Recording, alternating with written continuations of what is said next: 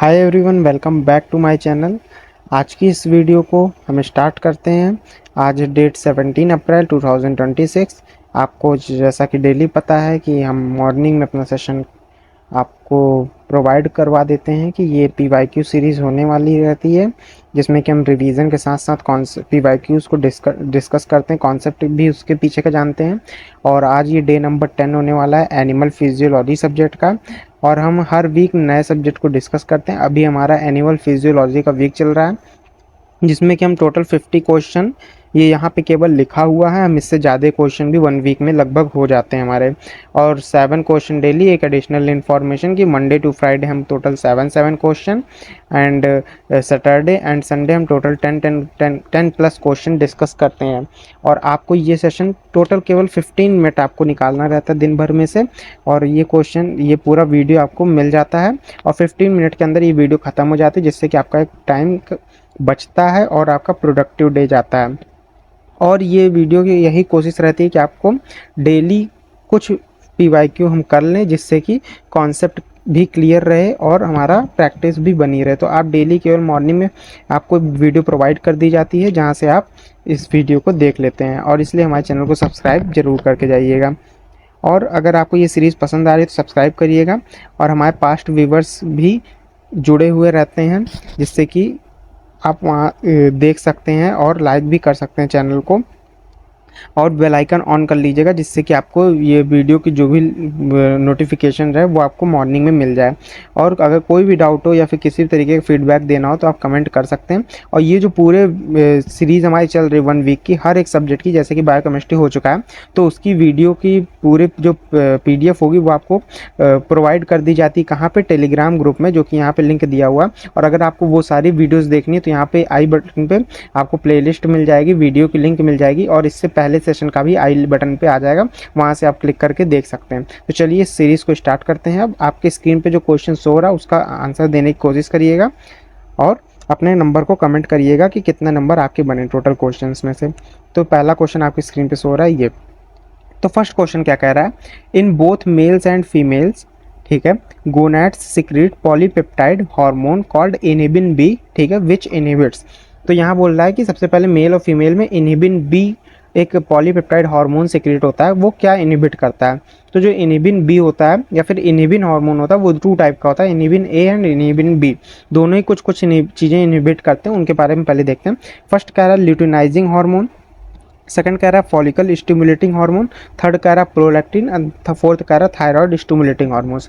तो luteinising hormones की बात करें तो अगर ये इनहिबिट कौन करता है, इसको इनहिबिट करने का काम हमारा टेस्टोस्टेरोन करता है। और तो यहाँ पे ये ऑप्शन तो हमारा गलत हो जाएगा, क्योंकि इनहिबिन तो इसको इनहिबिट करता नहीं।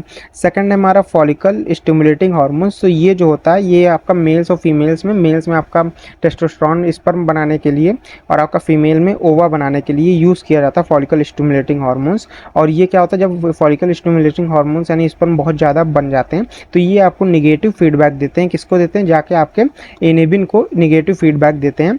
तो क्या होता है कि इनहिबिन बी जो होता है वो इनहिबिट किसको करता है? फॉलिकल स्टिमुलेटिंग हार्मोन्स को, कि अब बहुत ज़्यादा सफिशिएंट अमाउंट में फॉलिकल्स बन चुके हैं, स्पर्म ओवा बन चुके हैं, अब आप इनहिबिट हो जाइए। प्रोलैक्टिन जो आपका होता है वो आपका मिल्क सिक्रेशन में यूज़ होता है। तो यहाँ पे प्रोलैक्टिन का कोई रोल नहीं है जैसे कि इनहिबिन प्रोलैक्टिन को मिल्क इनहिबिट करे। और थायराइड स्टिमुलेटिंग हार्मोन्स जो होता है वो T3 एंड T4 के लेवल से सप्रेस होता है, इनहिबिट होता है। तो यहाँ पे भी इसका कोई रोल नहीं है इनहिबिन का। तो हमारा बी वाला ऑप्शन सही हो जाएगा, जिसमें कि फॉलिकल स्टिमुलेटिंग हार्मोन्स जो होता है वो इनहिबिन आके इसे इनहिबिट करता है। नेक्स्ट क्वेश्चन की ओर बढ़ते हैं। नेक्स्ट क्वेश्चन आपकी स्क्रीन पे शो हो रहा है, आंसर देने की कोशिश करिएगा। ये क्या क्वेश्चन कह रहा है? Insulin is the heterodimer made up of A and B peptide, ठीक है। इंसुलिन जो होता है वो हेटेरोडाइमर होता है। हेटेरोडाइमर में 2 टाइप के डिफरेंट पॉलीपेप्टाइड से मिलकर बना होता है। A and B chains joined by the intra and interchain disulfide bridges formed between the amino acid respectively chains suggest below। यानी इंसुलिन जो होता है वो आपका डिफरेंट पॉलीपेप्टाइड चेन से मिलकर बना होता है A एंड B। तो उसके बारे में ये बता रहा है कि जो डाइसल्फाइड बॉन्ड होता है वो किन किन अमाइनो एसिड के बीच में पाया जाता है, उनको आपको बताना है। यहाँ पे बोल रहा है correct disulphide bridges joining A and B को आपको बताना है इंसुलिन हार्मोन में, कि कौन सा करेक्ट डाइसल्फाइड ब्रिजेस होगा। तो यहाँ पे जो A6 और A11 होता है, यानी अगर मान लीजिए आपका ये कोई अमाइनो एसिड की ये कोई एक पट्टी की तरह मान लें, तो इसमें अमाइनो एसिड के 6 वाले नंबर पे और अमाइनो एसिड के 11th वाले नंबर पे आपका डाइसल्फाइड ब्रिज देखने को मिलेगा, यानी 6 और 11 पे फर्स्ट डाइसल्फाइड ब्रिज देखने को मिलेगा। उसके बाद A7 B7 की ओर बढ़ते हैं तो यहाँ पे आपको कोई डाइसल्फाइड ब्रिजेस देखने को नहीं मिलता है। और उसके बाद A20 और B19 पे बढ़ते हैं तो ए मान लीजिए अगर इस तरीके कोई एक स्ट्रक्चर है ए मॉलिक्यूल का और बी मॉलिक्यूल, ये डीएनए नहीं है, ये मीन्स प्रोटीन मान सकते हैं, क्योंकि प्रोटीन का स्ट्रक्चर कुछ दूसरे टाइप का होता है, 2D एंड 3D इस तरीके का होता है। तो अगर इस तरीके से कोई ए चैन एंड बी चैन मान लें, ए चैन एंड बी चैन मान लें, तो इसके बीच में कहीं पे एक बॉन्ड बीच में बनता होगा जो कि A7 A-20 और B19 पे डाइसल्फाइड ब्रिज बनाएगा। Same for A5 and B15। Amino acid में सबसे पहले आपका A जो होता है A20 अमाइनो एसिड कैरी करता है और B जो आपको होता है 30 अमाइनो एसिड कैरी करता है। तो इस तरीके से अगर देखा जाए तो A6 A11 A20 B19 और A5 B15 के बीच में डाइसल्फाइड ब्रिज आपको देखने को मिलता है। तो उस हिसाब से अगर देखा जाए तो इसमें A C and D option यानी बी वाला ऑप्शन आपका सही करेक्ट हो जाएगा। सॉरी, यहाँ पे A5 B15 नहीं होगा, इसके बीच में कोई आपका डाइसल्फाइड बॉन्ड नहीं बनता है, ये वाला ऑप्शन हमारा नहीं होगा। यहाँ पे अगर बात करें तो आपका A7 और B7 के बीच में बनता है डाइसल्फाइड ब्रिजेस। तो यहाँ पे अगर डाइसल्फाइड ब्रिज A7 और B7 के बीच में बन रहा है तो इस ऑप्शन हमारा सी वाला ऑप्शन सही हो जाएगा। तो ये वाला option A B and C आपका ऑप्शन सही हो जाएगा। तो यहाँ से ABC and correct disulphide bridge option सही हो जाएगा, जो कि A B को ज्वाइन करते हैं। तो नेक्स्ट क्वेश्चन की ओर बढ़ते हैं। नेक्स्ट क्वेश्चन आपकी स्क्रीन पे शो हो रहा है। तो ये क्वेश्चन क्या कह रहा है, which one of the following is not released by A sympathetic pre ganglionic neurons. तो यहाँ पे प्री गैंग्लोनिक न्यूरॉन, पहली बात तो सिंपैथेटिक मतलब क्या होता है, सिंपैथेटिक मतलब होता है ऑटोनॉमिक, मतलब कि ऑटोमेटिक जो होते हैं, मतलब कि जिनके आपका कंट्रोल नहीं रहता। तो यहाँ पे ऑटोमेटिक जो ऑन होते रहते हैं, ऑफ होते रहते हैं, इनमें प्री गैंग्लियोनिक और पोस्ट गैंग्लियोनिक आते हैं। प्री गैंग्लियोनिक मतलब आपका ब्रेन से बॉडी तक जो आ रहे हैं, और पोस्ट गैंग्लियोनिक मतलब जो आपका बॉडी से ब्रेन तक न्यूरॉन जा रहे हैं। तो उस हिसाब से बात करें तो यहाँ पे कौन कह रहा है, which of the not released by sympathetic pre ganglionic neuron, ऐसा कौन सा हार्मोन है जो कि सिंपैथेटिक प्री गैंग्लियोनिक न्यूरॉन जो कि ब्रेन से बॉडी तक जा रहे हैं उनमें नहीं आता। तो न्यूरोटेंसिन, इनकेफेलिन और सब्सटेंस पी, सॉरी न्यूरोटेंसिन और इनकेफेलिन पी, ये दोनों जो होते हैं ये आपके क्या होते हैं कि आपके प्री गैंग्लियोनिक न्यूरॉन होते हैं। और आपका जो ये अगर प्री गैंग्लियोनिक न्यूरॉन होते हैं तो ये आपके यहाँ से रिलीज हो रहे होंगे सिंपैथेटिक प्री गैंग्लियोनिक न्यूरॉन से। सेरोटोनिन जो होता है ये आपका यहाँ से नहीं रिलीज होता है। यहाँ पे न्यूरोटेंसिन जो होता है आपका पेन सेंस करने में यूज़ होता है, यहाँ पे आपका पेन को सेंस करता है। साथ ही साथ इनकेफेलिन जो होता है ये पेन रिलीफ करवाता है कि आपको पेन जो हो रहा है उसको उससे आपको छुटकारा मिले। और आपका सब्सटेंस पी जो होता है ये पेन को ब्रेन तक पहुँचाता है। पेन आप कहाँ तक पहुंचाता है, ब्रेन तक पहुंचाता है, कि आपका जो पेन है उसको ब्रेन तक पहुंचाएगा जिससे आपको पता चलता है कि पेन हो रहा है। और सेरोटोनिन जो होता है ये आपका डाइजेस्टिव ट्रैक्ट में, इंटेस्टाइन में रिलीज किया जाता है। इसको आपको मूड हार्मोन्स भी कहते हैं या फिर हैप्पी हार्मोन्स भी इसको कहा जाता है। तो ये आपका इंटेस्टाइन में सिक्रीट होता है। और इस हिसाब से अगर देखा जाए तो ये पोस्ट गैंग्लियोनिक न्यूरॉन्स होता है, इससे सिक्रीट होता है। तो ये वाला ऑप्शन आपका सही हो जाएगा क्योंकि ये रिलीज नहीं किया जाता सिंपैथेटिक प्री गैंग्लियोनिक न्यूरॉन से।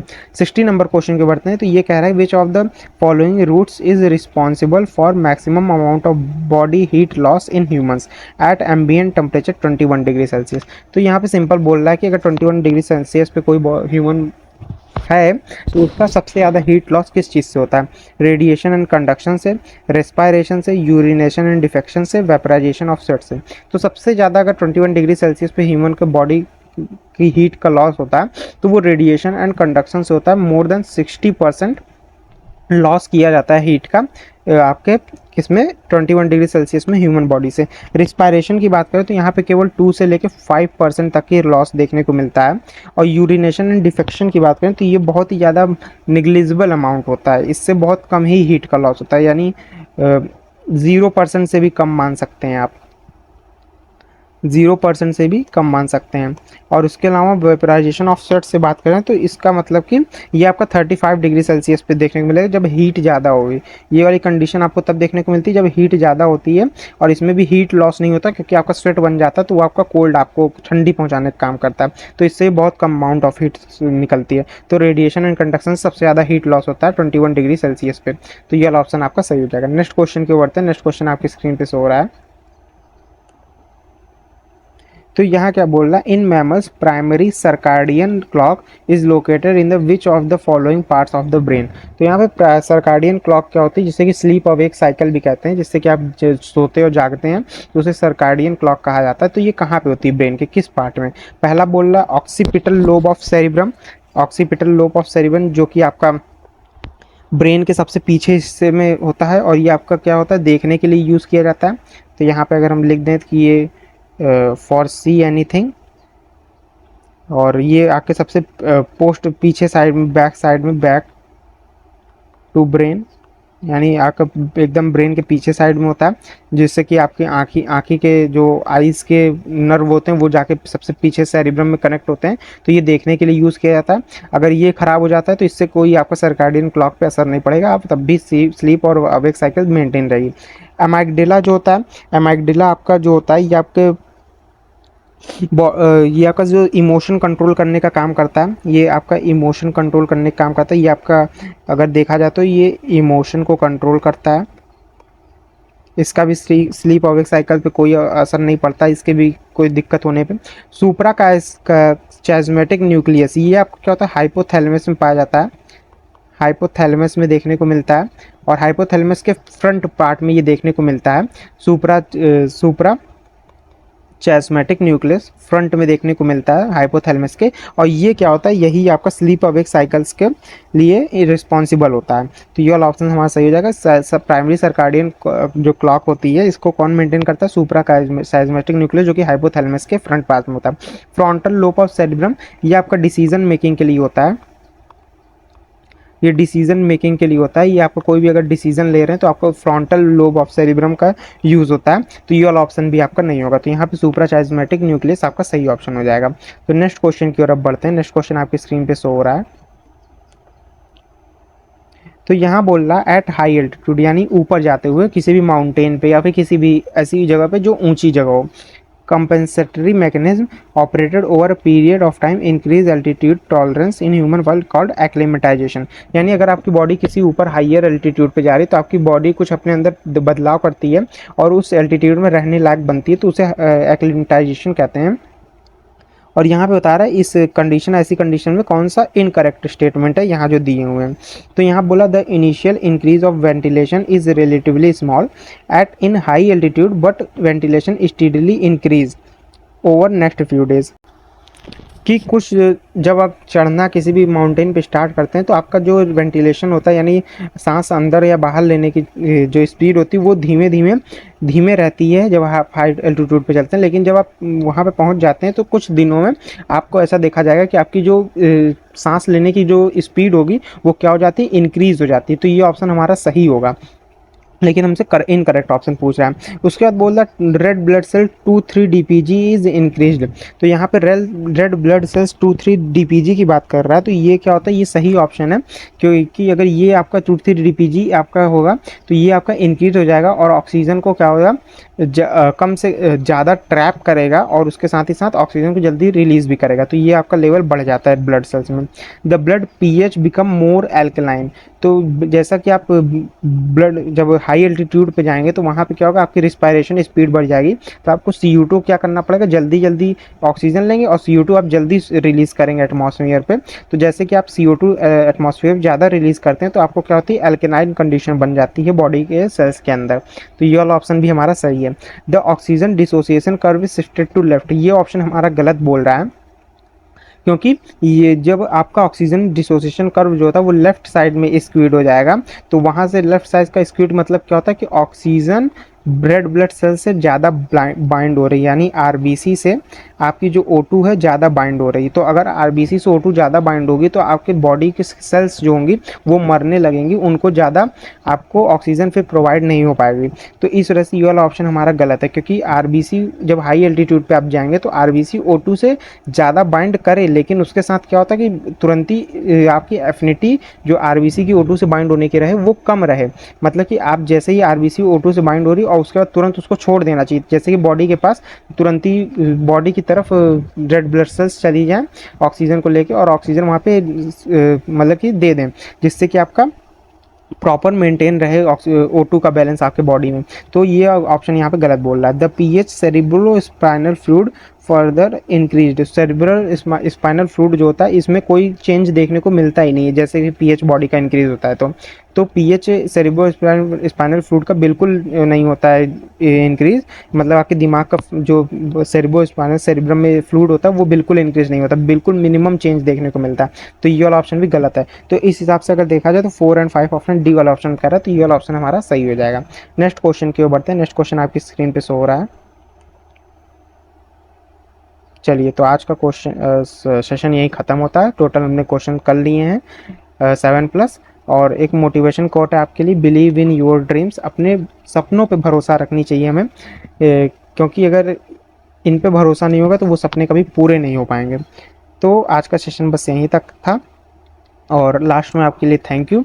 अगर सेशन आपको पसंद आया हो ये वाला जिसमें कि आपके PYQ सॉल्व हुए, तो वीडियो को चैनल को हमारे सब्सक्राइब करिएगा, जिससे कि मोटिवेशन मिलता है कि हाँ आपके लिए वीडियो लाई जाए।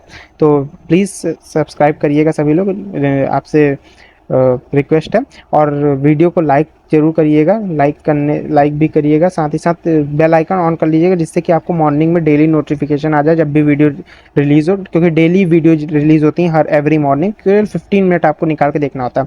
कोई भी दिक्कत हो तो कमेंट कर दीजिएगा। इस वीडियो की PDF आपको टेलीग्राम ग्रुप में मिल जाएगी, तो वहाँ से आप ज्वाइन हो सकते हैं। तो चलिए मिलते हैं नेक्स्ट वीडियो में नए टॉपिक के साथ कल के वीडियो में। तो तब तक के लिए good bye and take care.